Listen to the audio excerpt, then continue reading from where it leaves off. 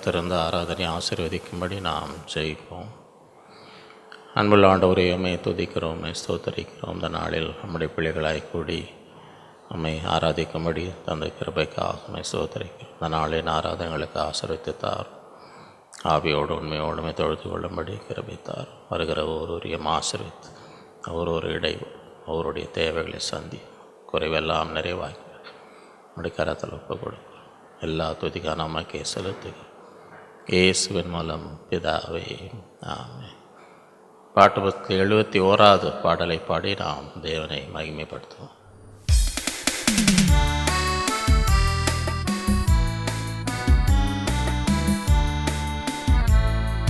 தம் கிருபை பெரிதல்லோ, எம் ஜீவனிலும் அதே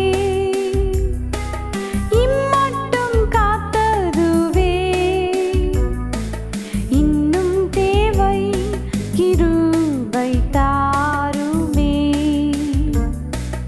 இன்னும் தேவை கிருபை தாருமே. தாழ்மையுள்ளவரிடம் தங்கிடுதே கிருபை, தாழ்மையுள்ளவரிடம் தங்கிடுதே கிருபை. வாழ்நாளெல்லாம் அது போதுமே, சுகமுடன் தம்பேலமுடன். வாழ்நாளெல்லாம் அது போதுமே, சுகமுடன் தம்பேலமுடன். சேவை செய்ய கிருபை தாருமே, சேவை செய்ய கிருபை தாருமே. நிர்மூலமாகாததும் நிற்பதுமோ கிருபை, நிர்மூலமாகாததும் நிற்பதுமோ கிருபை.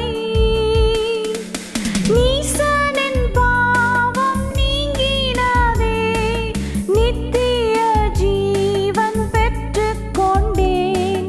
நீசனின் பாவம் நீங்கினதே, நித்திய ஜீவன் பெற்றுக் கொண்டேன். காத்துக்கொள்ள கிருபை தாருமே, காத்துக்கொள்ள கிருபை தாருமே. தினம் அதிகாலையில் தேடும் போது கிருபை, தினம் அதிகாலையில் தேடும் போது கிருபை. மானம் தளர்ந்த நேரத்திலும் பலவீன சரீரத்திலும், மானம் தளர்ந்த நேரத்திலும் பலவீன சரீரத்திலும் போதுமேவும் கிருபை தாருமே, போதுமேவும் கிருபை தாருமே. மா பரிசுத்த ஸ்தலம் கண்டடைவேன் கிருபை, மா பரிசுத்த ஸ்தலம் கண்டடைவேன் கிருபை. மூடும் திரை கிழிந்திடவே, தைரியமாய் சகாயம் பெற. மூடும் திரை கிழிந்திடவே, தைரியமாய் சகாயம் பெற. தேடி வந்தேன் கிருபை தாருமே, தேடி வந்தேன் கிருபை தாருமே. ஒன்றை ஒன்று சந்திக்கும் சத்தியமும் கிருபை, ஒன்றை ஒன்று சந்திக்கும்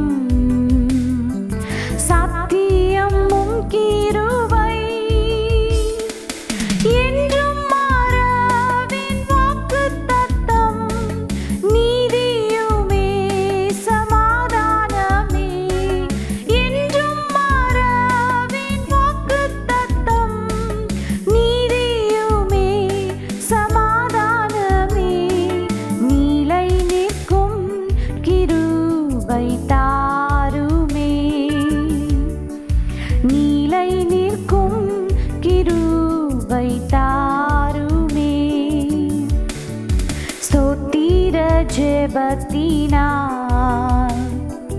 பெருகுதே கிருபை. ஸ்தோத்திர ஜெபத்தினால் பெருகுதே கிருபை. ஆத்தும பாரம் கண்ணீரோடே சோர்வின்றி நானும் வேண்டிடவே. ஆத்தும பாரம் கண்ணீரோடே சோர்வின்றி நானும் வேண்டிடவே. ஜெபவாரம் கிருபை தாருமே. ஜெபவாரம் கிருபை தாருமே. கர்த்தர் வெளிப்படும் நாள் ஆழித்திடும் கிருபை. கர்த்தர் வெளிப்படும் நாள் ஆழித்திடும் கிருபை. காத்திருந்தே அடைந்திடவே இயேசுவே உம்மை சந்திக்கவே. காத்திருந்தே அடைந்திடவே இயேசுவே உம்மை சந்திக்கவே. இரக்கமாய் கிருபை தாருமே. இரக்கமாய் கிருபை தாருமே. தம் கிருபை பெரிதல்லோ என் ஜீவனிலும் அதே. இம்மட்டும் காத்ததுவே இன்னும் தேவை கிருபை தாருமே. இன்னும் தேவை கிருபை தாருமே.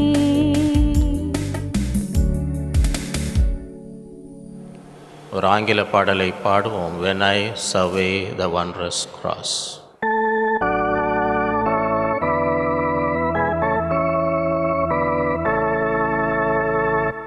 When I survey the wondrous cross on which the Prince of Glory died, my riches gain I count but lost, and pour contempt on all my pride.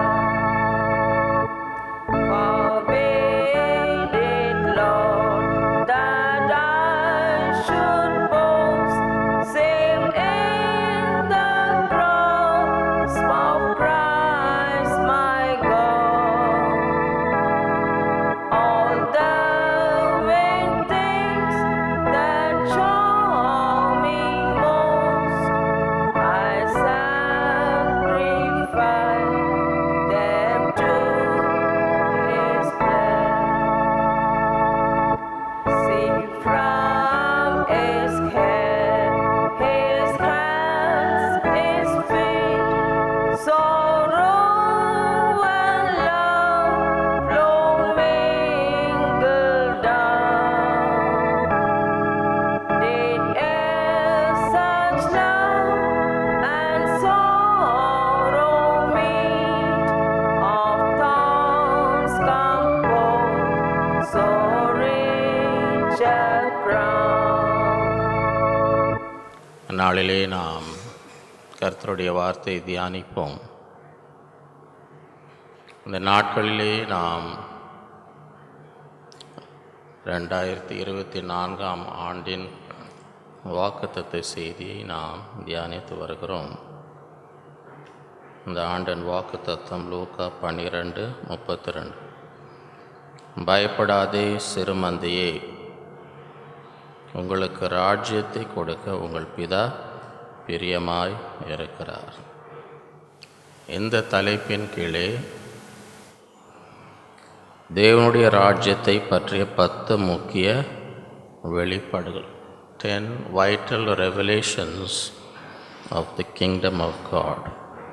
என்ற தலைப்பில் நாம் தியானித்து வருகிறோம். கடந்த 2 வாரங்கள் இதன் முதல் குறிப்பு தேவனுடைய ராஜ்யத்தின் வல்லமை, the power of the kingdom என்ற தலைப்பிலே நாம் தியானித்து வந்தோம். இன்றைக்கு 2வது குறிப்பு இந்த தலைப்பிலே, இந்த நாட்களிலேயே நாம் அதை தியானிப்போம். தேவனுடைய ராஜ்யத்தில் முக்கியமானவைகள், த ப்ரையாரிட்டிஸ் ஆஃப் த கிங்டம். இதற்குரிய வசனங்களை நாம் வாசிப்போம். மத்தேயு 18:1-4. அவ்வேளையிலே சீஷர்கள் இயேசுவினிடத்தில் வந்து, பரலோக ராஜ்யத்தில் எவன் பெரியவனாய் இருப்பான் என்று கேட்டார்கள்.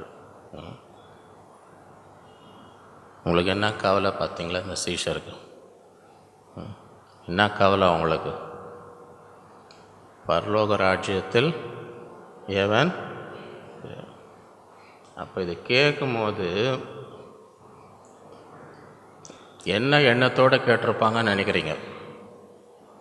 பரலோக ராஜ்யத்தில் எவன் பெரியவன் கேட்கும்போது என்ன நோக்கத்தோடு கேட்டிருப்பாங்கன்னு, எவனோ ஒருத்தன் பெரியவனாக இருப்பான்ற எண்ணத்தில் கேட்டிருப்பாங்களா?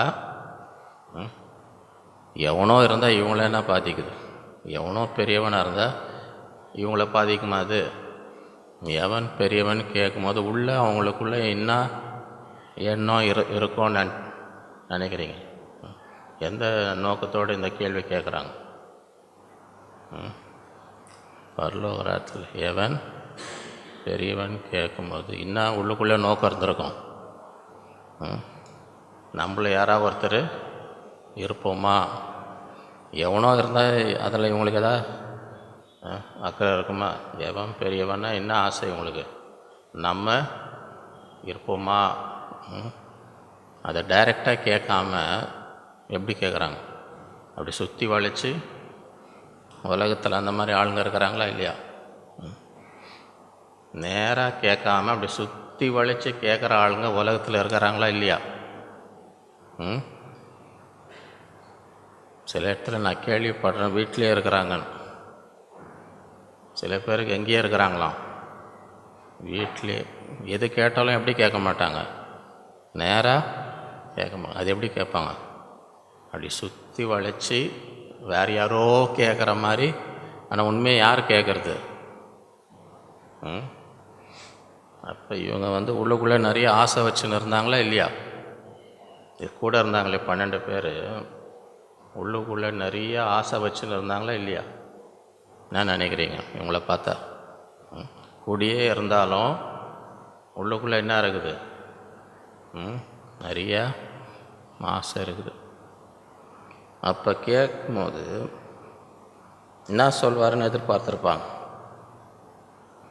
ஆண்டவர் என்ன பதில் கொடுப்பாருன்னு எதிர்பார்த்துருப்பாங்கன்னு நினைக்கிறீங்க? பரலோக ராஜ்யத்தில் எவன் பெரியவன்? அவங்க நினச்ச மாதிரி ஆண்டவர் பதில் கொடுத்தாரா? ஆண்டவர் என்ன பதில் கொடுக்குறார்? இயேசு ஒரு பிள்ளையை தம்மிடத்தில் அழைத்து அதை அவர்கள் நடுவிலே நிறுத்தி. இதை பார்க்கும் போதே அவங்களுக்கு எதாவது விளங்கி இருக்குமா? ஏன் நம்ம என்ன கேள்வி கேட்டோம்? பரலோக ராஜ்யத்தில் எவன்? இங்கே யார் நிற்கிறாங்க? இப்போ நிற்கிறது யார்? சிறு பிள்ளை. இதை எதிர்பார்த்துருப்பாங்களா? இந்த பதில் வரும்னு எதிர்பார்த்துருப்பாங்களா? சிறு பிள்ளையின் நிறுத்தி, சரியா, எவன் பெரியவன் இருக்கட்டும்ப்பா, பரலோக ராஜ்யத்தில் எவன் பெரியவன் அது இருக்கட்டும், அது ஒன்றும் இப்போ அர்ஜென்ட் இல்லை. முதல்ல என்ன பார்க்கணும்?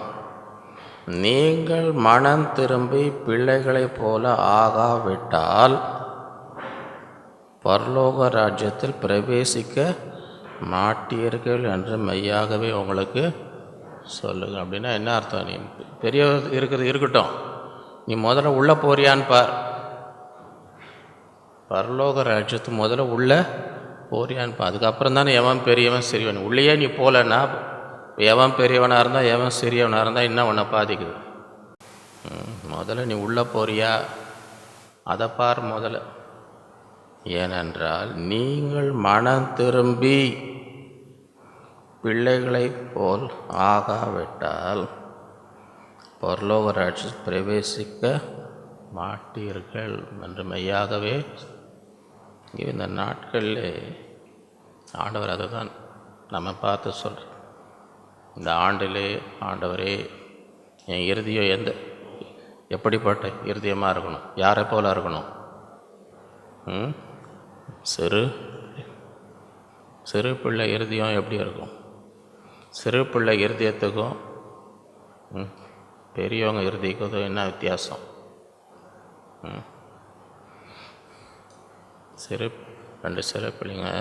ரெண்டு பிள்ளைங்க சண்டை போட்டுச்சுன்னு வைங்க, அடுத்த நிமிஷம் ஒன்றா விளையாடின்னு இருப்பாங்களா? பெரியவங்க சண்டை போட்டால் அடுத்த நிமிஷம் ஒன்றா இருப்பாங்களா? வீட்லேயே சில பேர் வந்து சொல்கிறாங்க என்கிட்ட, வீட்டிலே என்ன இல்லையா பேச்சுவார்த்தை, சண்டை போட்டால் அடுத்த நிமிஷம் ஒன்றா சேர மாட்டுறாங்க. அந்த கரம் அந்த கோபம் அது இருக்குதான், ரொம்ப நாள் இருக்குதான். எனக்கு தெரியாது, வந்து சொல்கிறத சொல்கிறேன் நான். என்கிட்ட வந்து என்னது எங்கள் வீட்டில் என்ன இல்லை, ஒருத்தரோட பேச்சுவார்த்தை கூட சண்டை போட்டால் உடனே என்ன இருக்குது சமாதானம். சின்ன பிள்ளைங்க பாருங்கள், சண்டை போடும் அடுத்த நிமிஷம் பார்த்து அங்கே தான் விளையாடின்னு இருப்பாங்க. இல்லை போவாத நீங்கள் பிடிச்சி வைக்கிறீங்கன்னு, இல்லை நான் அவங்களோட தான் போய் விளையாடுவேன், அழுதா இல்லையா?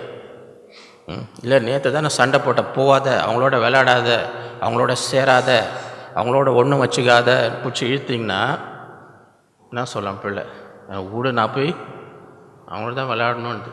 யாரோட சண்டை போட்டாங்களோ சிறு பிள்ளைங்க இருதயம் அப்படி இருக்குதா இல்லையா? அவங்க இருதயத்தில் அப்படியே கசப்பு, வைராக்கியம் அதெல்லாம் அப்படியே நிரப்பியிருக்கா சிறு பிள்ளைங்க இருதயத்தில். அதனால தான் சொல்கிறேன், இவ்வளோ ஆசை வச்சுன்னு இருக்கிறீங்களே, எவன் பெரியவன் அதெல்லாம் இருக்கட்டும். நீ முதல்ல மனம் திரும்பி சிறு பிள்ளை போல் மாறலன்னா உள்ளே போக போகிறதில்ல. அப்புறம் உனக்கு எதுக்கு எவன் பெரியவனானா சிறியவனானா உனக்கு என்ன, நீ தான் உள்ளே போக போகிறது இல்லையா? இந்த நாட்களிலே இந்த ராஜ்யத்தில் யாருக்கு முக்கியத்துவம்? ஆகையால் இந்த பிள்ளையை போல தன்னை தாழ்த்துகிறவன் எவனோ அவனே பரலோக ராஜ்யத்தில் பெரியவனாக இருப்பான். நீங்கள் இன்றைக்கி உலகத்தில் வந்து சமுதாயத்தில் எவன் பெரியவன் கேட்டால் உலகம் யாரை பெரியவன் சொல்லும்? உலகம் இன்றைக்கி சமுதாயம் இன்றைக்கி யாரை பெரியவன், யாரை பார்த்து பெரியவன் சொல்லும்? இதே கேள்வி இன்றைக்கி உலகத்தில் கேட்டிங்கன்னா யார் பெரியவன்னா யாரை உலகம் சொல்லும்? எதை பார்த்து சொல்லும்? அவனுடைய அந்தஸ்து என்ன, அவனுடைய ஐஸ்வர்யம் என்ன, அவன் இருக்கிற ஸ்தானம் என்ன, இதெல்லாம் என்ன செய்யும்? பார்த்து சொல்லும். ஆனால் ஆண்டவர் இந்த ராஜ்யத்தில், தேவனுடைய ராஜ்யம், தேவன் அப்படி பார்க்குறதில்ல. உங்களுக்கு எவ்வளோ பணம் இருக்குன்னா ஆண்டவர், உங்களுக்கு எவ்வளோ படிப்பு இருக்குது, நீங்கள் எந்த பதவியில் இருக்கீங்க, அதெல்லாம் ஆண்டவர் எதுவுமே பார்க்குறது. இந்த ராஜ்யம் வேறு. நீங்கள் உலகத்தை பார்த்துட்டு அதே போல் இந்த ராஜ்யம் அந்த மாதிரி என்ன செய்யக்கூடாது நினைக்க. இந்த ராஜ்யம் வித்தியாசமான ராஜ்யம். இந்த ராஜ்யத்தில் தேவனுடைய பார்வையிலே தேவன் யாரை முக்கியம் என்று சொல்லுகிறார்? இந்த பிள்ளையைப் போல தன்னை தாழ்த்துகிறவன் எவனோ அவனே பரலோக ராஜ்யத்தில். மத்தேயு 19:14. இயேசுவோ சிறு பிள்ளைகளை என்னிடத்தில் வருவதற்கு இடம் கொடு, அவர்களை தடை பண்ணாது. ஏன்? பரலோக ராஜ்யம் அப்படிப்பட்டவர்களுக்கு உரியது. இந்த ராஜ்யம் யாருக்கு சொந்தம்? இந்த பரலோக ராஜ்யம் யாருக்கு உரியது? யார் அங்கே உரிமை கொண்டாட முடியும்? இது எனக்குன்னு உரிமை யார் கொண்டாட முடியும்? யாரெல்லாம்? சிறு பிள்ளைகள். அவளை தடை பண்ணாதீங்க. சிறு பிள்ளைகள் பரலோக ராஜ்யம் இவர்களுக்கு உரியது. மத்தேயு 5:19. ஆகையால் இந்த கற்பனைகள் எல்லாவற்றிலும் சிறிய ஒன்றாகிலும் மீறி அவதமாய் மனுஷருக்கு போதிக்கிறவன் பரலோக எல்லாரிலும் இந்த சிறிய கற்பனையாக இருந்தாலும் அதை மீறி மற்றவங்களும் நீங்களும் இந்த கற்பனையெல்லாம் மீறுங்க, இதை கீழ்ப்படியாதீங்கன்னு சொல்கிறாங்க பாருங்கள். அவங்க தான் எல்லாரை விட எங்கே இருப்பாங்களா? சீரியஸ். இவைகளை கை கொண்டு போதிக்கிறவனோ பரலோக ராஜ்யத்தில் பெரியவன். அவனுடைய கற்பனைகளை யார் கை கொண்டு மற்றவங்களுக்கு நீங்களும் கை கொள்ளுங்க என்று போதிக்கிறார்களோ அவர்கள் பரலோக ராஜ்யத்தில் பெரியவன் எனப்படுவான். மத்தேயு 5:3.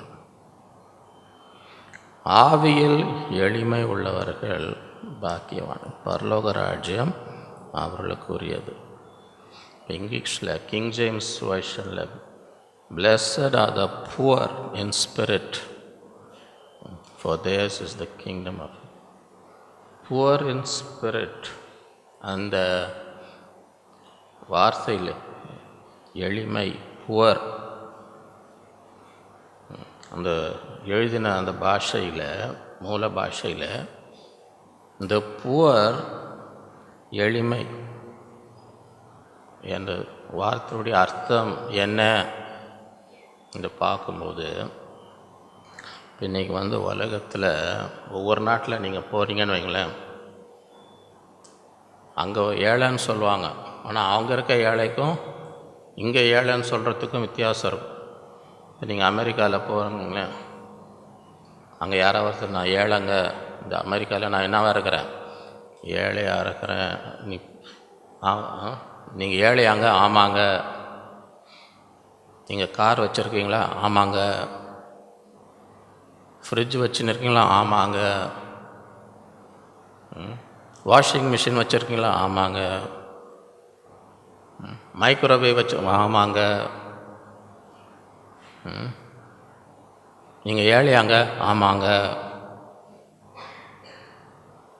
இதான் நடக்கும். நீங்கள் போய் அமெரிக்காவில் போய் பார்த்து நீ ஏழைன்னு சொல்கிறவங்கள போய் என்னன்னு பார்த்தா வீட்டில் கார் வச்சுன்னு இருப்பான், ஏசி வச்சுன்னு இருப்பான், வாஷிங் மிஷினு, கிரைண்டர் என்னன்னு எல்லாம் வச்சுன்னு என்னான்னு சொல்லுவான், நான் ஏழைங்க, அமெரிக்காவில் நான் என்னவாக இருக்கிறேன், ஏழையாக இருக்கிறேன்.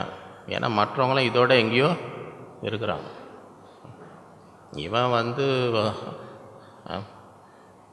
கைக்கும் வாய்க்குன்னு வாங்க பாருங்க, அவனுக்கு எல்லாம் இருக்குது. ஆனால் அதுக்கு மேலே அவனால் ஒன்றும், அவன் தன்னை ஏழைன்னு. இது இந்தியாவில் போய் ஏழைன்னு பார்த்தீங்கன்னா, கார் இருக்குதாங்க, இல்லைங்க. ஃப்ரிட்ஜ் இருக்குதாங்க, இல்லைங்க. ஏசி இருக்குதாங்க, இல்லைங்க. நீங்கள் ஏழையாங்க, ஆமாங்க. இப்போ இந்த ஏழைன்ற வார்த்தை நீங்கள் ஒவ்வொரு நாட்டில் போய் பார்த்தீங்கன்னா, ஒவ்வொருத்தர் ஏழைன்னு வேணால் அவங்க இருக்கிற நிலைமையை பார்த்தீங்கன்னா நிறையா வித்தியாசம் இருக்குது. அமெரிக்காவில் நான் ஒரு போது வீட்டில் தங்கினா, ஒரு சர்ச்சில் என்ன ஒரு 30-40 பேர் தான் இருக்கிறாங்க. சரியா? சபையில் எத்தனை பேர் இருக்காங்க? 30. அவர் வீட்டை போய் பார்த்தீங்கன்னா அங்கே 4 வண்டி நின்றுன்னு இருக்குது. அங்கே பார்த்தா பின்னால் அவ்வளோ பெரிய ஸ்விம்மிங் பூல் இருக்குது. இப்போ இந்தியாவில் நீங்கள் 30 பேர் வச்சுன்னு இருந்தீங்கன்னா இந்த மாதிரிலாம் இருக்க முடியுமா? அதனால தான் இங்கே பக்கத்தில் எம்பசியில் போகிற ஆளுங்க திருப்பி என்ன செய்ய மாட்டுறாங்க, வரமாட்டோம். 2 வாரம் கொடுங்க, நான் கான்ஃபரன்ஸ் போகிறாங்க, அங்கே போய் நான் அப்படின்னு 2 வாரம்னு போயிட்டு அப்படியே போய் என்ன செய்ய உக்காந்துக்கிறாங்க. அங்கேயே உட்காந்து இங்கேருந்து எல்லாரையும் வாங்க வாங்கன்னு கூப்பிட்டு, ஏன்னா அங்கே போய் பார்த்தா அந்த மாதிரி ஒரு வித்தியாசம் இருக்கிறதுனால தான் என்ன செய்கிறாங்க. அங்கே நீங்கள் போய் $10 போனீங்கன்னா பெரிய பஃபே சாப்பிட முடியும். பஃபேனா நான் இங்கேருந்து அவ்வளோ தூரம் லைனாக அடிக்கின்னு இருப்பாங்க சாப்பாடு, எல்லாம் எவ்வளோ வேணால் சாப்பிடு. அதுக்கு எவ்வளோ, இங்கே ₹10 கொடுத்தா இங்கேருந்து அது வரைக்கும் சாப்பாடு சாப்பிட முடியுமா? ₹10 ஒரு டீ கூட கிடைக்குதான்னு தெரில எனக்கு. ₹10 டீ காஃபி கூட கிடைக்குதான்னு அந்த மாதிரி நிலைமை. ஆகவே புவர். இந்த ஏழைன்றதுக்கு ஒவ்வொரு நாட்டில் ஒவ்வொரு விதமான, இப்போ இங்கே மூல பாஷையிலே ஆண்டவர் என்ன சொல்கிறார்? புவர். அந்த வார்த்தையுடைய அர்த்தம் யாருன்னா, இந்த மாதிரி ஏழைங்க இல்லை. இப்போ ஒரு அகதி வராங்கன்னு வைங்க, பெரிய நஷ்டத்தில் எல்லாம் அடிச்சுன்னு போயிட்டு ஒன்றுமே போட்ட துணியோடு வெளியே வராங்க, ஒன்றுமே கையில் எதுவுமே, போட்ட துணியோடு உயிர் தப்பிச்சு நிற்கிறான். அவனுக்கு எதுவுமே கிடையாது. அவன் ஒரு வேளை படிச்சிருப்பான், சர்டிஃபிகேட்லாம் போயிடுச்சு, அவன் காட்டுறதுக்கு ஒன்றுமே இல்லை. என்னென்னா வச்சுருந்தா எல்லாம் போயிடுச்சு, ஒன்றுமே இல்லாமல் நிற்கிறான் பாருங்க. அந்த நிலைமையை தான் குறிக்குது. அப்போ ஆவியில் எளிமை உள்ளவர்கள், blessed R the poor in spirit. யார் இந்த ஆவியில் எளிமை உள்ளவர்கள்? யார் என்றால், ஆண்டவரே எனக்கு ஒன்றுமே இல்லை, எல்லாமே நீர் தான், எல்லாமே எனக்கு. நான் முன்பதாக நின்று நான் இவன் நான் அவன் எனக்கு இது இருக்குது என்று பெருமை பாராட்டுறதுக்கு எனக்கு ஒன்றுமே, எல்லாமே நான் உண்மைதான் சார்ந்து இருக்கிறேன் என்று தன்னை முற்றிலும் யார் வெறுமையாக்கி, ஆண்டவரே எனக்கென்று ஒன்றும் இல்லை, எல்லாமே நீர்தான் என்ற அந்த நிலைமைக்கு யார் இருக்கிறார்களோ அவர்கள் பாக்கியவான். ஏன்னா பரலோக ராஜ்யம் அவர்கள். அவங்க முற்றிலுமாய் ஆண்டவரை சார்ந்து வாழ்கிறதுனாலே ஆண்டவர் அவங்களை எல்லா விதத்திலும் என்ன பொறுப்படுத்து பார்த்து கொள்வார். மத்தேயு 5:10, நீதியின் நிமித்தம் துன்பப்படுகிறவர்கள் பாக்கியவான், பரலோக ராஜ்யம் அவருடைய. இந்த ராஜ்யம் நீதி உள்ள ராஜ்யம். யாரெல்லாம் நீதிக்காக நின்று அந்த நீதியின் நிமித்தம் துன்பப்படுகிறார்களோ, வேதனைப்படுத்தப்படுகிறார்களோ, பரியாசம் பண்ணப்படுகிறார்களோ, நீதியின் நிமித்தம் துன்பப்படுகிறவர்கள் பாக்கியவான். இந்த அநீதியான உலகத்தில் யாரெல்லாம் நீதிக்காக நின்று அந்த நீதியின் நிமித்தம் பல துன்பங்களை பல வேதனைகளை அனுபவிக்கிறார்களோ அவர்கள் பாக்கியவான்கள். ஏன்? இந்த ராஜ்யம், பரலோக ராஜ்யம் அவர்களுக்கு உரியது. ஆகவே இந்த நாட்களிலே அதை நாம் உலக ராஜ்யத்துக்கும் தேவனுடைய ராஜ்யத்துக்கும் பெரிய வித்தியாசம் உண்டு. நாம் எந்த ராஜ்யத்தில் இருக்கிறோம், இந்த ராஜ்யத்தில் எதற்கு முக்கியத்துவம் என்பதை உணர வேண்டும். யாக்கோபு 2:5, என் பிரியமான சகோதரரை கேளுங்கள், தேவன் இவ்வுலகத்தின் தரித்திரரை விசுவாசத்தில் ஐஸ்வர்யவான்கள் ஆகவும் தம்மிடத்தில் அன்பு கூறலுக்கு தாம் வாக்குத்தத்தம் பண்ணின ராஜ்யத்தை சுதந்திரிக்கிறவர்களாகவும் தெரிந்து கொள்ளவில்லையா? இந்த ராஜ்யத்திலே யாரை தெரிந்து கொண்டிருக்கிறாராம்? இவ்வுலகத்தின் தரித்திரரை. அப்படின்னா என்ன அர்த்தம்? உலக பார்வையிலே யாரும் இவங்களை பார்த்து ஐஸ்வர்யவான்கள் என்ன செய்ய மாட்டாங்க, சொல்ல மாட்டாங்க. ஆனால் உலகத்தில் இவங்க அப்படி இருக்கிறாங்க. ஆனால் இவங்க எதில் ஐஸ்வர்யவான்களாக இருக்கிறாங்க? விசுவாசத்தில் எப்படி இருக்கிறாங்க? ஐஸ்வர்யவானாக இருக்கும். ஆகவே இந்த ராஜ்யத்தில் எதுக்கு நான் முக்கியத்துவம், எதில் ஐஸ்வர்யவானாக இருக்கணும்? விசுவாசத்தில் தரித்திரராக இருக்கக்கூடாது. ஆண்டவர் மேலே இருக்கிற விசுவாசத்தில் எப்பொழுதும் பழகி பெருகி விசுவாசத்தில் வளர்ந்து விசுவாசத்தில் ஐஸ்வர்யவான்களாக இருக்க வேண்டும். அப்படி இருக்கிறவர்களை தேவன் என்ன செய்கிறார்? தாம் வாக்குத்தத்தம் பண்ணின ராஜ்யத்தை சுதந்திரிக்கிறவர்களாகவும் தெரிந்து கொள்ள. ஆகவே இந்த நாட்களிலே நம்மை ஆராய்ந்து பார்க்க வேண்டும். விசுவாசத்தில் எப்படி இருக்கிறோம்?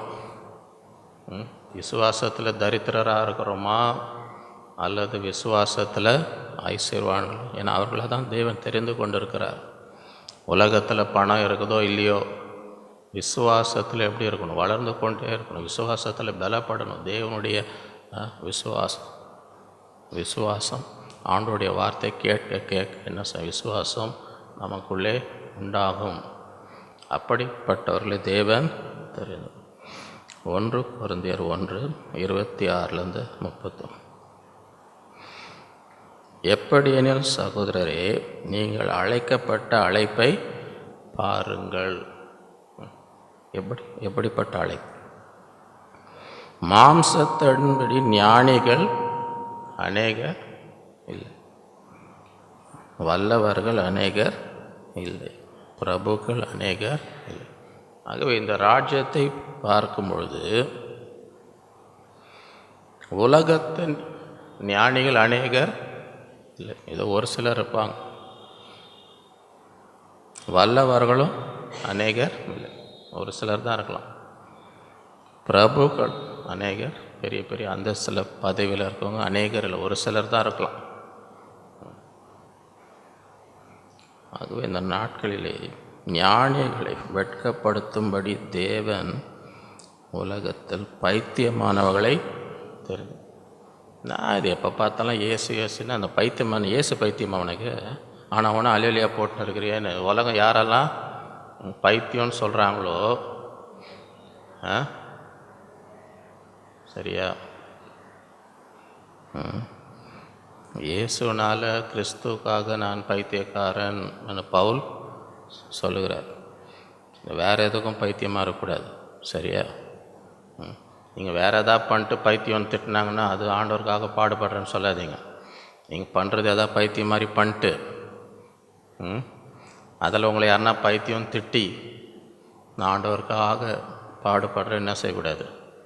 இது கிறிஸ்துவுக்காக. ஞானிகளை வெட்கப்படுத்தும்படி தேவன் உலகத்தில் பைத்தியமானவர்களை தெரிந்து, பலமுள்ளவைகளை வெட்கப்படுத்தும்படி தேவன் உலகத்தில் பலவீனமானவர்களை தெரிந்து, உள்ளவைகளை அவமாக்கும்படி உலகத்தின் இழிவானவைகளையும் அற்பமாய் எண்ணப்பட்டவைகளை இல்லாதவைகளையும் தேவன். ஆகவே ஒருவேளை உலகத்தில் நம்ம இழிவாக நினைக்கலாம், அற்பமாக எண்ணலாம், இல்லை ஒன்றும் இல்லைங்க இவங்களுக்குன்னு நினைக்கலாம். அவங்கள தான் தேவன் அதை உணர். நம்ம இருக்கிற ராஜ்யத்தை தேவன் எதற்கு முக்கியத்துவம் கொடுக்கிறார்? அவருடைய பார்வையில் யார் முக்கியமானவைகள்? உலகத்தின் ஞானம் கிடையாது, உலகத்தின் வல்லமை கிடையாது, உலகத்தின் பலன் கிடையாது. அதெல்லாம் தேவன் பைத்தியமாய், தேவன் இழிவாய் அற்பமாய் இல்லாத தேவன். ஏன்? மாம்சமான எவனும் தேவனுக்கு முன்பாக என்ன செய்யக்கூடாது? பெருமை பாராட்டாதபடிக்கு அப்படி செய்தார். ஆகவே தேவனுக்கு முன்பதாக ஒருவர் என்ன செய்ய முடியாது, மேன்மை பாராட்ட. இப்போ ஞானின்னு வச்சுக்கோங்களேன், உலகத்தில் ஞானி, ஆண்டவர் சர்வஞானி. சர்வஞானின்னா என்ன அர்த்தம்? ஆம்னிஷியன்ட். ஆம்னிஷியன்ட்னா எல்லாமே அவருக்கு தெரியாதது ஒன்றுமே இல்லை. உலகத்தில் யாருன்னா அப்படி இருக்க முடியுமா?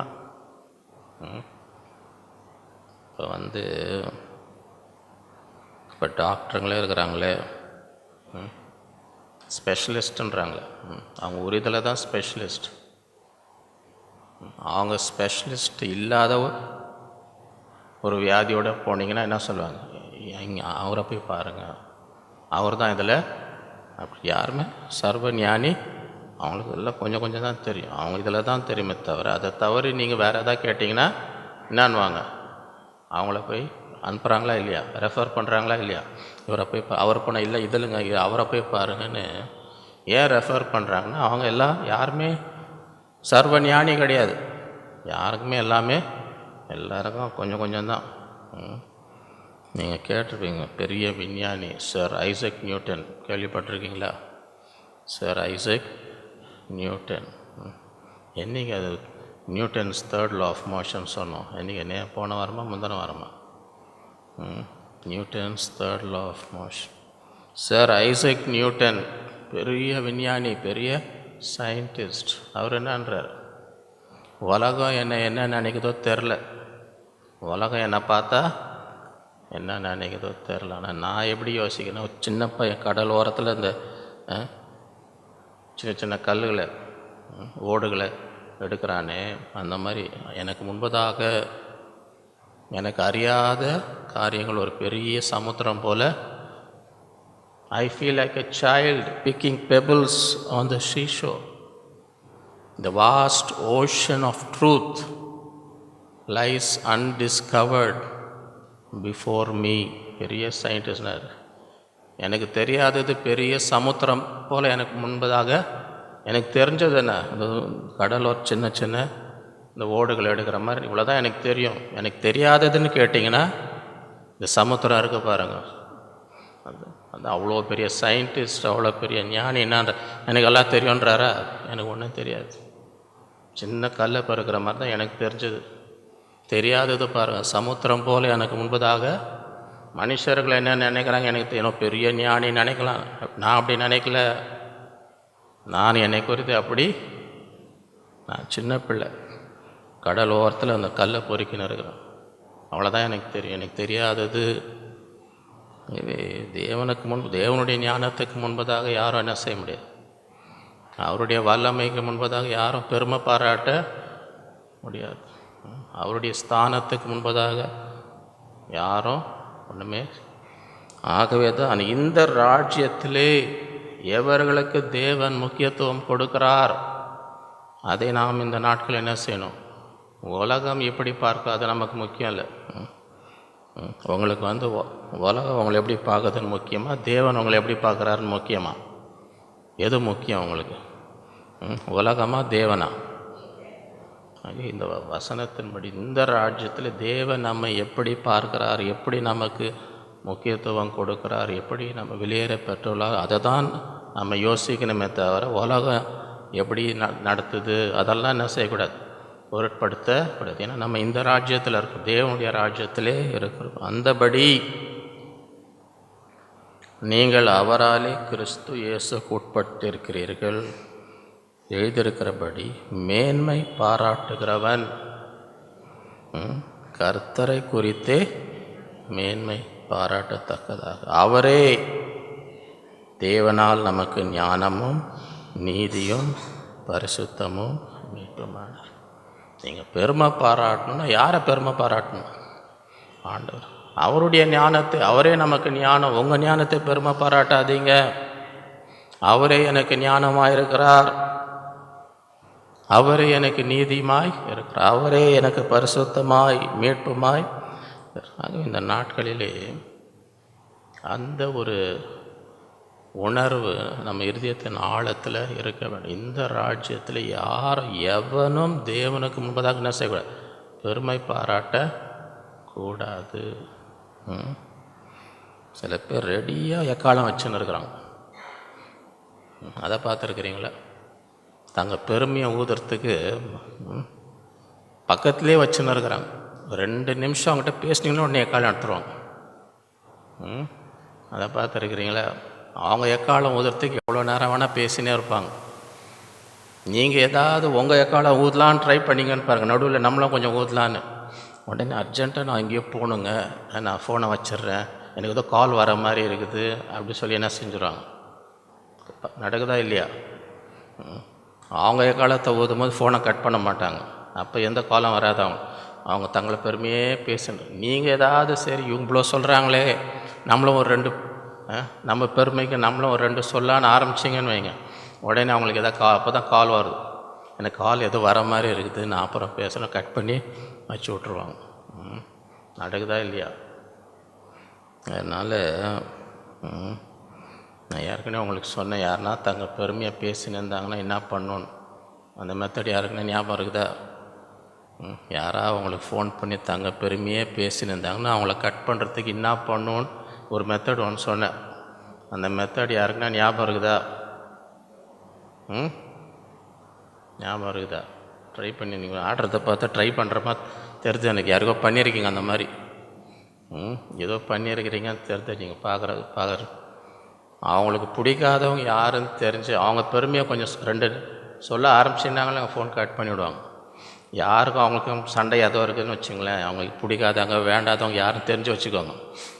ஏதாவது அவங்க தங்க பெருமையாக பேசியிருந்தாங்கன்னா சும்மா ஒரு ரெண்டு வார்த்தை அவங்கள பற்றி, இவங்களுக்கு வேண்டாதவங்க இருக்கிறாங்க பாரு, நாங்கள் அவங்க இவ்வளோ நல்லவங்க, இவ்வளோ ஆசீர்வாதம், என்ன அவங்கள பார்த்தாலே சும்மா சொல்ல ஆரம்பிங்க. அவங்க ஃபோன் தன்னா அதுக்கு மேலே அவங்களால என்ன செய்ய முடியாது, கேட்க முடியாது.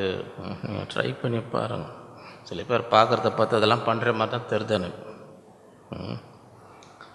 மூன்றாவது குறிப்பு, the progress of the kingdom, தேவனுடைய ராஜ்யத்தின் வளர்ச்சி.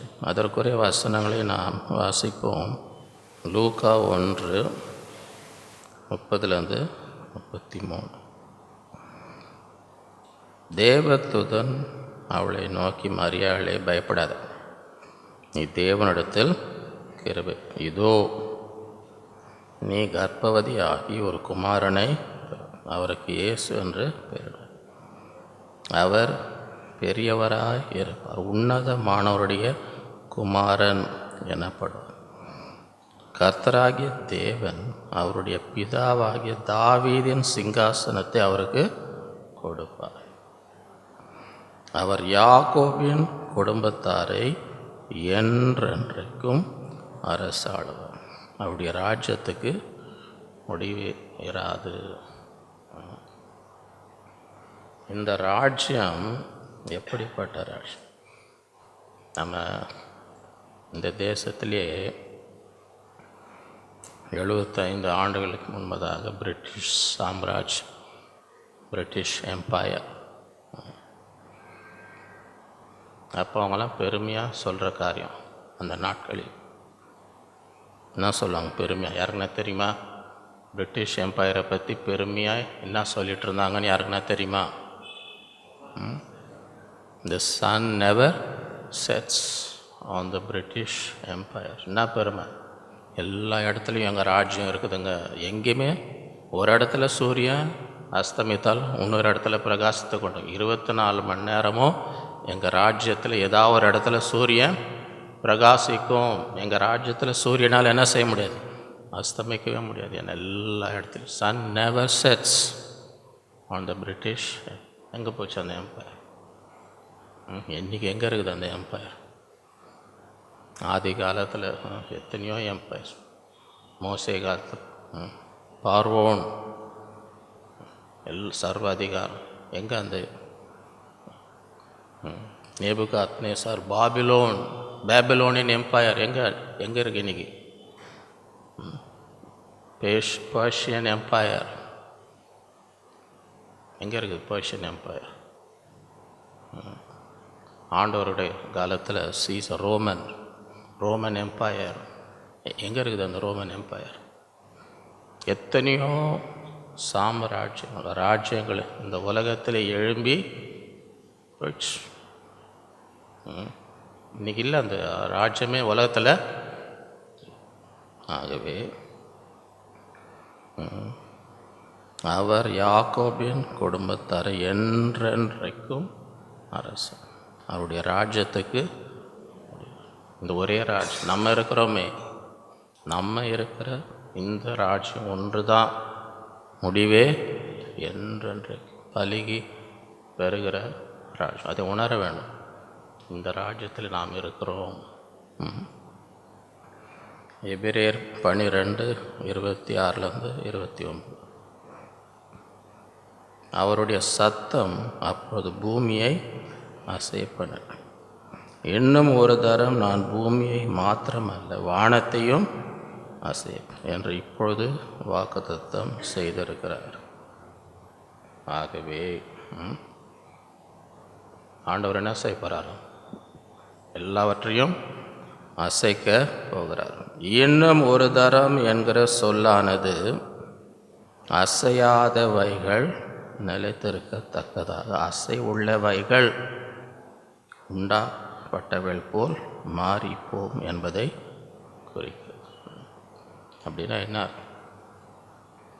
இங்கிலீஷில் கிங் ஜேம்ஸ் வெர்ஷனில் everything that can be shaken will be shake hand.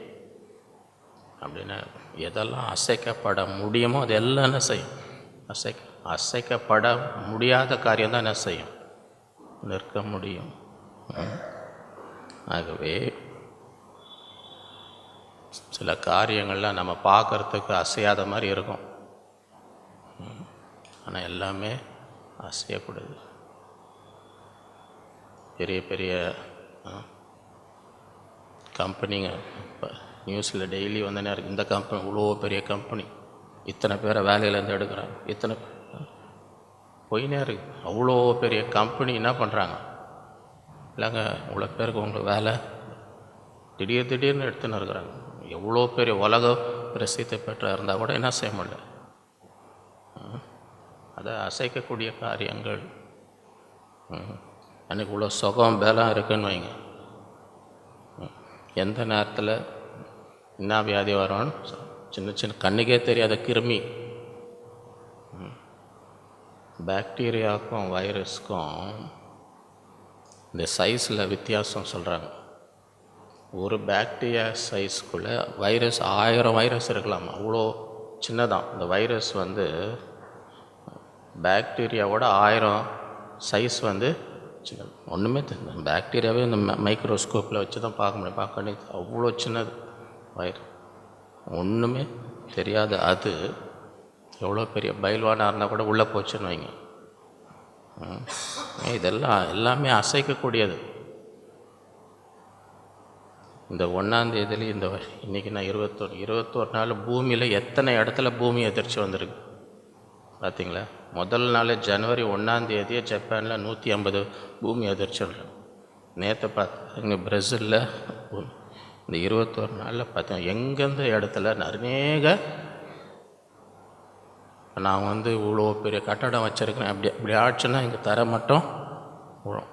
இதெல்லாம் அசைக்கக்கூடிய உலகத்தில் இருக்க எல்லாமே அசைக்கக்கூடியது. உறவுகள், இவங்க எனக்கு உதவி செய்வாங்க, இவங்க எனக்கு இவங்க எங்கள் மேலே ரொம்ப அன்பாக இருக்காங்க. அந்த உறவு மாறாதுன்னு நினைக்கிறீங்களா? அவங்க மேலே அன்பாக இருந்தவங்களே என்னவா மாறலாம்? சத்ருவா? உலகத்தில் அதெல்லாம் நடக்குதா இல்லையா? நீங்கள் அப்பப்போ நியூஸில் பார்த்தீங்கன்னா இந்த குடிகாரங்க நல்லா குடிச்சிட்டு எல்லாம் நண்பர்கள் குடி போதில் ஒரே சண்டை போட்டு யாராவது ஒருத்தர் சாவடிச்சிட்றாங்க. நியூஸில் வருதா இல்லையா? எல்லாம் உட்காரும் போது நண்பர்களாக சிரிச்சுன்னு, ஆனால் என்ன உட்காந்துன்னு என்ன பண்ண ஆரம்பிக்கிறாங்க? குடிக்க ஆரம்பிக்கிறாங்க. குடிக்க வாக்குவாதம் வருது, பேச்சு மாறுது. முடிவு பார்த்தா ஒருத்தர் அடி அடிச்சு யாராவது ஒருத்தர், யாருன்னா அதெல்லாம் நண்பர்கள். இதுவே எதுக்கு சொல்கிறேன்னா, உலகத்தில் எல்லாமே அசைக்கப்படக்கூடிய காரியங்கள். ஆகவே இன்னும் ஒரு தரம் என்று சொல்கிறது, அசையாதவைகள் நிலைத்திருக்கத்தக்கதாக அசைவுள்ளவைகள் உண்டாக்கப்பட்டவைகளை போல் மாறிப்போம் என்று. ஆதலால் அசைவில்லாத ராஜ்யத்தை பெறுகிறவர்களாகிய நம்ம எதில் இருக்கும்?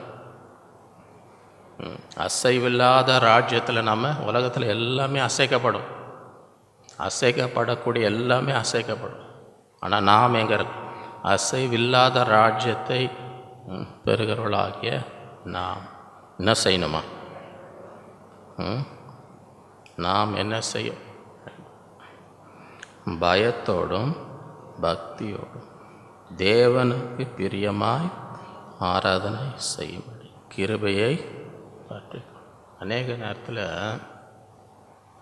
சில பேர் என்ன நினைக்கிறாங்கன்னா, ஆராதனைன்னா அவங்களுக்கு களியாட்டு மாதிரி, என்டர்டெயின்மெண்ட்டுன்னு நினச்சின்னு இருக்கிறாங்க. ஆராதனைன்னா அவங்களுக்கு பிரியமாக, அவங்களுக்கு எந்த மாதிரி பண்ணால் அவங்களுக்கு பிரியமாக இருக்கோ அந்த மாதிரி. இன்றைக்கி நல்லா இருந்துச்சுங்க, இன்றைக்கி ஆராதனை நல்லா இருந்துச்சுன்னா என்ன அர்த்தம்? அவங்களுக்கு பிரியமாக. நான் வசனம் என்ன சார், ஆராதனை யாருக்கு பிரியமாக இருக்கணுமா? அசைவில்லாத ராஜ்யத்தை பெருளாகிய நான் என்ன செய்யணும்?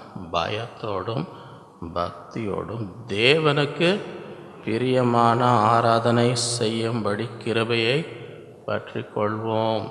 ஆராதனை முடிந்தால், ஆண்டவரே இந்த ஆராதனை உமக்கு பிரியமாக இருந்தது, அதை தான் கேள்வி. மனிதர்களுக்கு பிரியமாக இருந்ததா முக்கியம் இல்லை. ஆண்டவரே, நான் இன்றைக்கு செய்த ஆராதனை உமக்கு பிரியமாக இருந்ததா?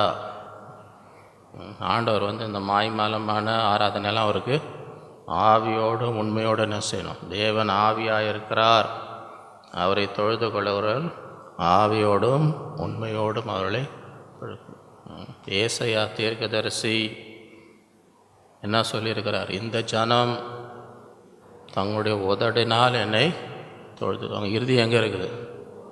தூரமாக இருக்குது. ஆண்டவரே நீர் நல்லவர். ஸ்டவ் ஆஃப் பண்ணனான்னு தெரியலையா? வீட்டில் ஃபேனுங்கன்னு ஓடின்னு இருக்குதா? நான் போகிறது இது எப்போ முடிப்பாங்கன்னு தெரில. அது என் கரண்ட் பில் என்ன ஆக போதோ அப்படின்னு இருந்தால் என்ன அர்த்தம்? இறுதி எங்கே இருக்குது? அது எங்கேயோ இருக்குது, அது இங்கே இல்லை. ஆகவே இந்த நாட்களில் அசைவில்லாத ராஜ்யத்தை நாம் பயத்தோடும் பக்தியோடும் தேவனுக்கு பெரிய ஆராதனை செய்ய கிருபையை. ஏன்? நம்முடைய தேவன் பட்சிக்கிற அக்கினி. இந்த வசனம் யாருன்னா வீட்டில் மாட்டியிருக்கீங்களா? இது எங்கன்னா விற்கிறாங்களா? விற்றா யாருன்னா வாங்குவாங்களா? நீங்கள் ரூபா நோட்டு எடுத்திங்கன்னா ஒரு பக்கமாக பிரிண்ட் ஆயிருந்துச்சுன்னு வைங்க, செல்லுமா? ஒரு ரூபா நோட்டு எடுத்தால் ஒரு பக்கமாக அடுத்த பக்கம் பிளாங்காக இருந்துச்சுன்னு வைங்க, செல்லுமா அது? அது மாதிரி சிலர் தேவனை ஒரு பக்கம்தான் பார்த்துன்னு இருக்கோம்.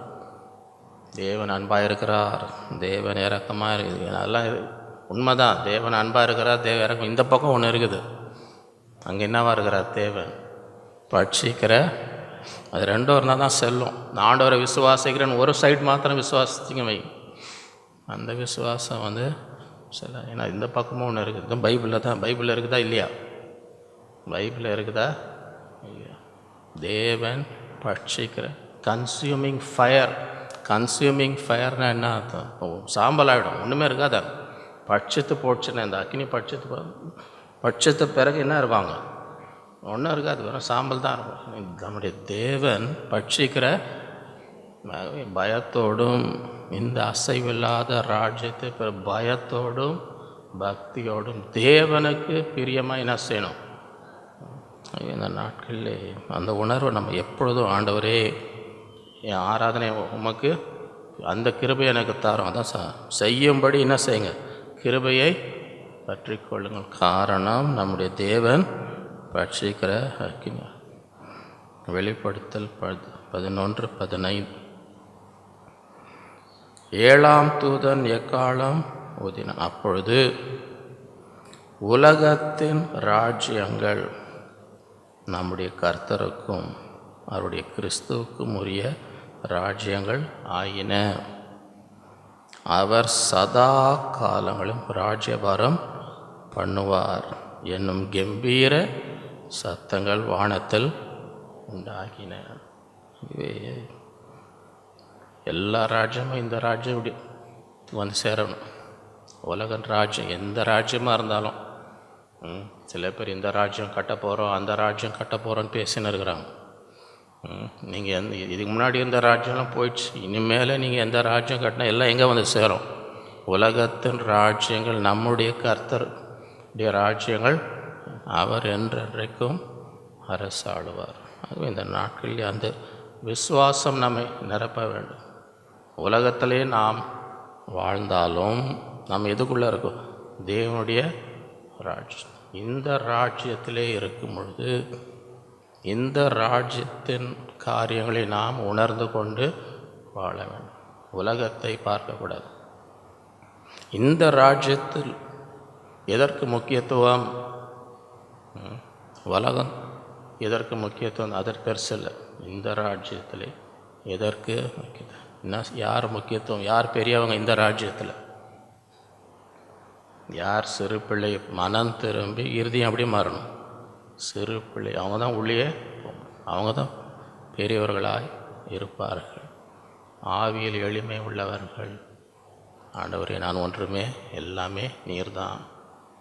உலக பெருமை, கல்வி, ஞானம், வல்லவர்கள், பிரபுகள், இதெல்லாம் இந்த ராஜ்யத்தில். நீ உலகத்தில் என்னன்னா இருந்துட்டு இதெல்லாம் ஆண்டவர் பார்க்கறதில்ல. நீ ஒரு பெரிய அதிகாரியாக இருக்கிறியா, பெரிய படிப்பு வைத்திருக்கிற, ஏராளமான பணம் வைத்திருக்க, இதெல்லாம் இங்கே அவங்களெல்லாம் தேவன் யார்?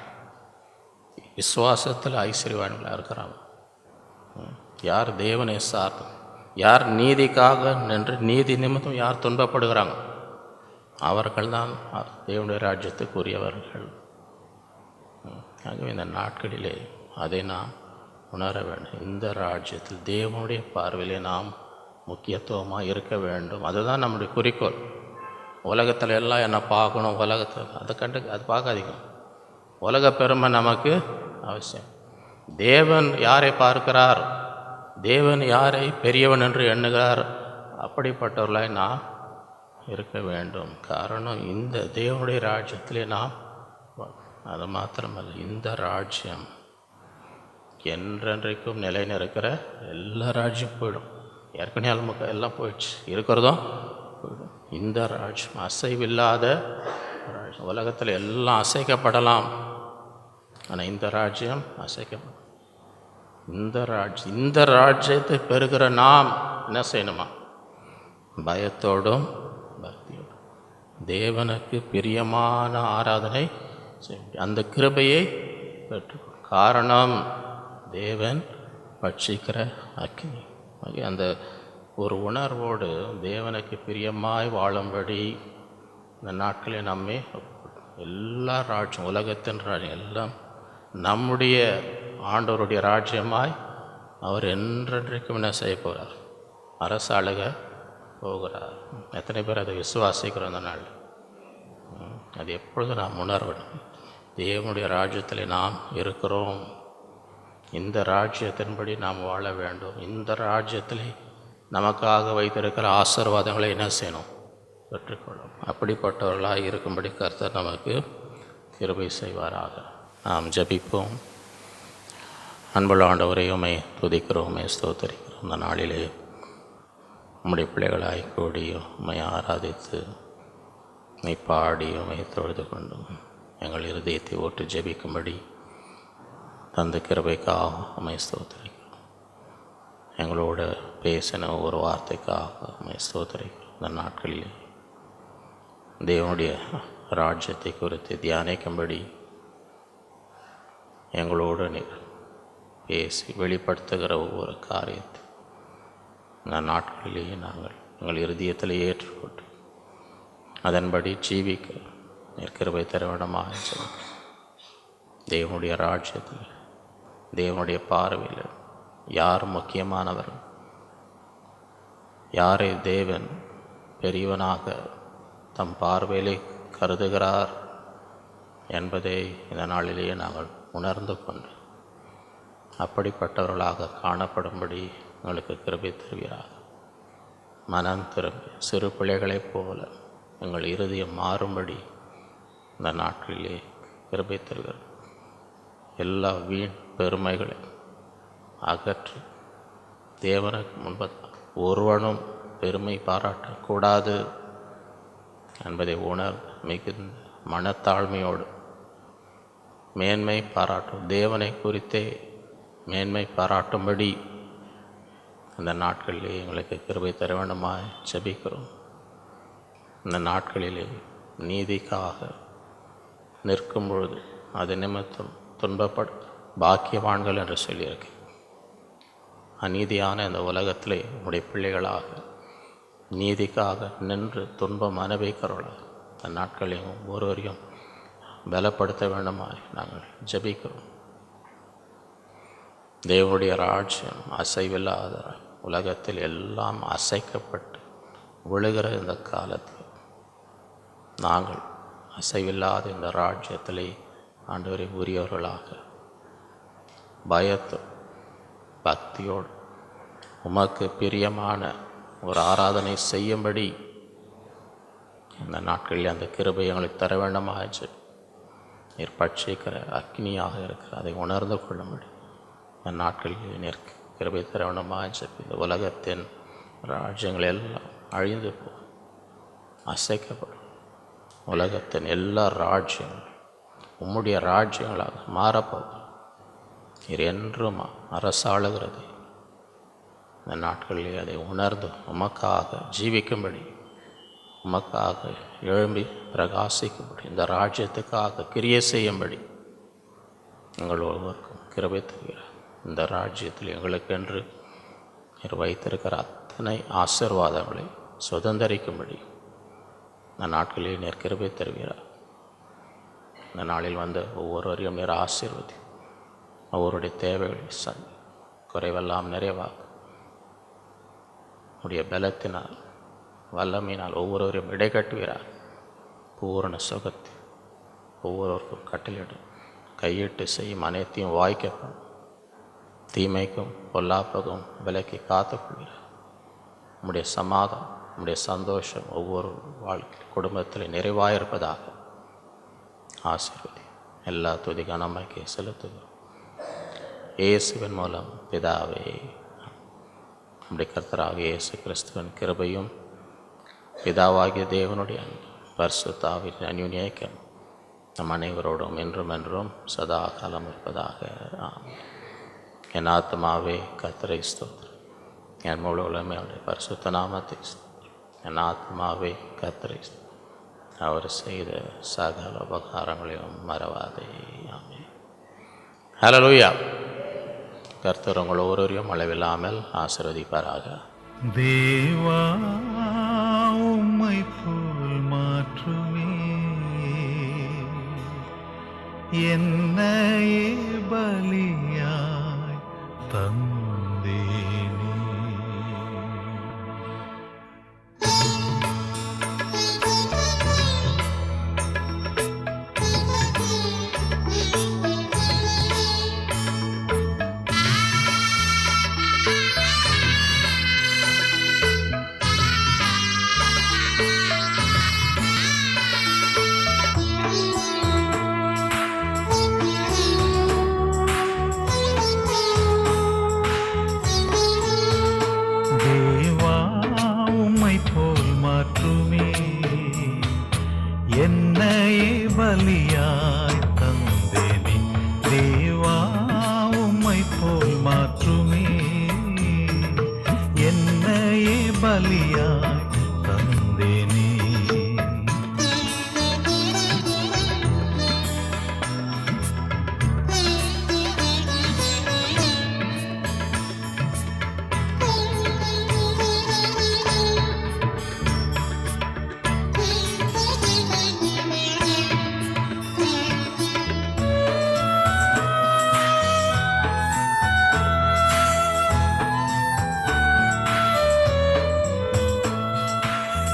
தேவசாயல் நானும் அடைய உம் வார்த்தையாலே சுத்தப்படுத்தும். தேவசாயல் நானும் அடைய உம் வார்த்தையாலே சுத்தப்படுத்தும்.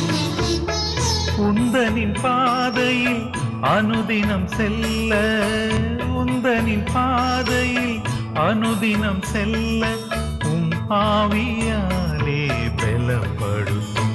தேவா உம்மை போல் மாற்றுமே என்னையே பலியாய் தந்தேனே. தேவா உம்மை போல் மாற்றுமே என்னையே பலியாய் தந்தேனே.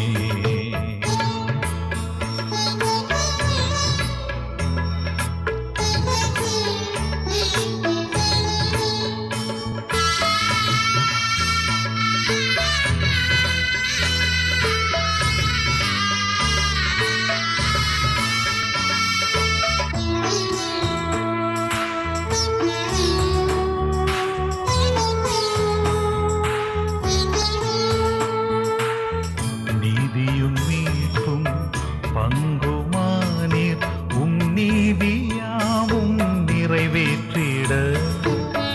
நீதியும் மீட்பும் பங்குமானீர் உம் நீதியாவும் நிறைவேற்றிட. ஜீவியம் உமக்காய் ஒப்படைத்தேனே, ஜீவியம் உமக்காய் ஒப்படைத்தேனே. ஏற்று உம் வழியில் நடத்திடுமே. தேவா உம்மை போல் மாற்றுமே என்னையே பலியாய் தந்தேனே. தேவா உம்மை போல் மாற்றுமே என்னையே பலியாய் தந்தேனே.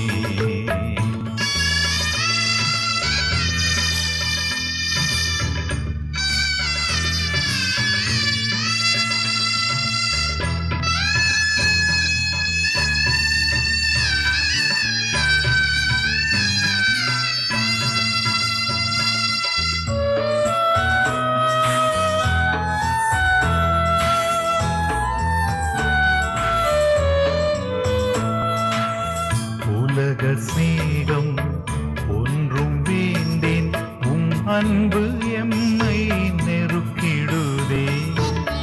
உலக சேகம் ஒன்றும் வேண்டேன், அன்பு எம்மை நெருக்கிடுதே. அழிந்திடும் ஆத்தும தரிசனம் கண்டு, அழிந்திடும் ஆத்தும தரிசனம் கண்டு அன்பரின் சாட்சியாய் விளங்கிடுவே. தேவா உம்மை போல் மாற்றுமே, என்னையே பலி